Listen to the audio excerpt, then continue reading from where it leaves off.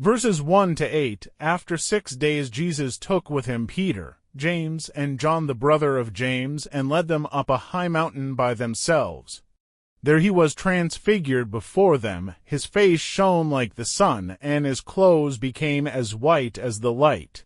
Just then there appeared before them Moses and Elijah, talking with Jesus. Peter said to Jesus, "Lord, it is good for us to be here. If you wish, I will put up 3 shelters, one for you, one for Moses, and one for Elijah." While he was still speaking, a bright cloud covered them, and a voice from the cloud said, "This is my Son, whom I love. With him I am well pleased. Listen to him." When the disciples heard this, they fell face down to the ground, terrified, but Jesus came and touched them.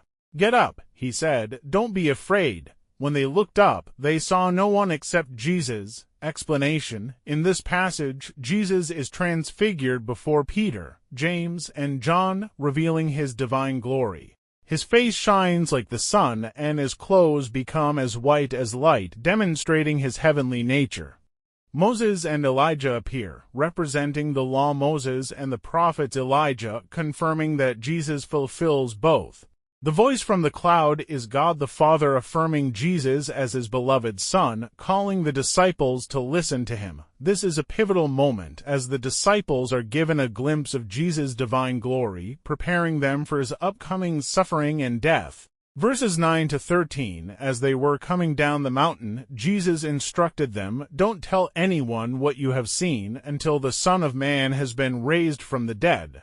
The disciples asked him, "Why then do the teachers of the law say that Elijah must come first?" Jesus replied, "To be sure, Elijah comes and will restore all things.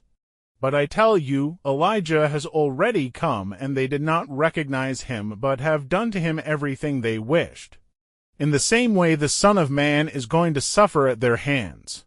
Then the disciples understood that he was talking to them about John the Baptist. Explanation: after the Transfiguration, Jesus tells his disciples not to share what they've witnessed until after his resurrection.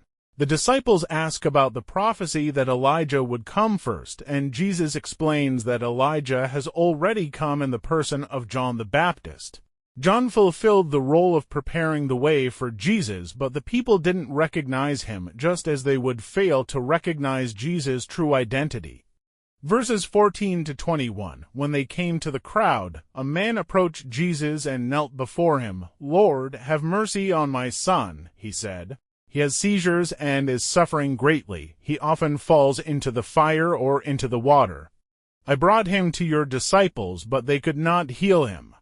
"You unbelieving and perverse generation," Jesus replied, "how long shall I stay with you? How long shall I put up with you?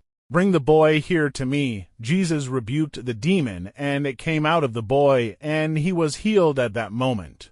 Then the disciples came to Jesus in private and asked, "Why couldn't we drive it out?" He replied, "Because you have so little faith. Truly I tell you, if you have faith as small as a mustard seed, you can say to this mountain, 'Move from here to there,' and it will move. Nothing will be impossible for you." Explanation: a father brings his son to Jesus for healing because the disciples couldn't help. Jesus rebukes the faithlessness of the people and heals the boy.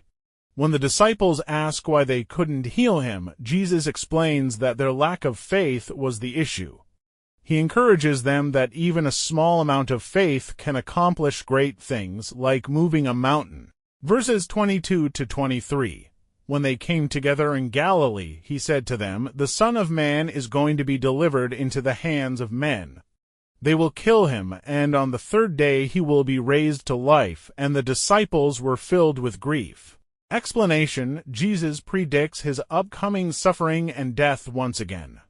This prophecy foreshadows the events that would unfold during the Passion. The disciples struggle to understand this, as they do not yet comprehend the necessity of Jesus' sacrifice. Verses 24 to 27. After Jesus and his disciples arrived in Capernaum, the collectors of the 2-drachma temple tax came to Peter and asked, "Doesn't your teacher pay the temple tax?" "Yes, he does," he replied. When Peter came into the house, Jesus was the first to speak.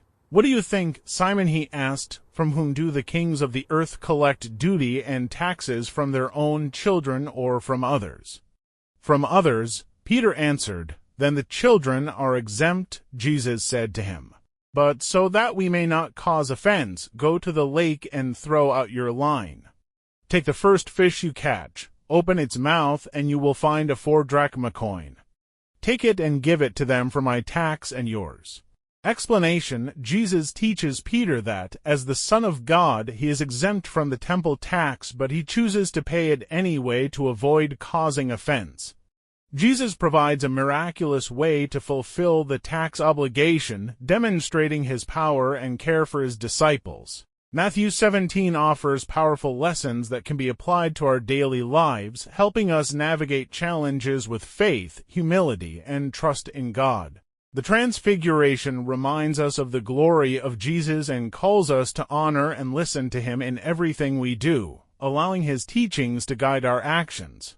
Jesus' healing of the demon-possessed boy shows the importance of having even a small amount of faith, reminding us that no matter how small our faith may seem, it has the power to bring about change. Additionally, Jesus' willingness to pay the temple tax, even though he was exempt, teaches us the value of humility and choosing peace over asserting our rights. Lastly, the reminder of Jesus' impending death and resurrection encourages us to live with an eternal perspective, trusting that God's plans are bigger than our present circumstances. By applying these principles, we can live more purposefully with a heart of faith, love, and humility in our daily interactions.